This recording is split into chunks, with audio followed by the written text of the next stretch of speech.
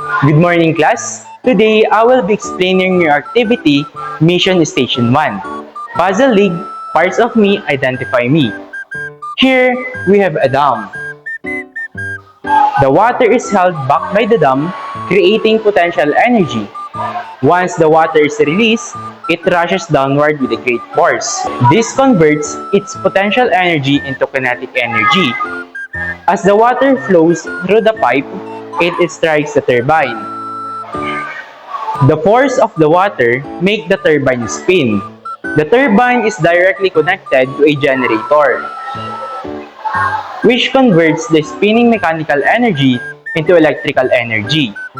Once we have the electricity, we need to send it far away, so we use a transformer to step up the voltage. Higher voltage means we lose less energy during transmission. The electricity then flows through high voltage power lines all the way towards our home.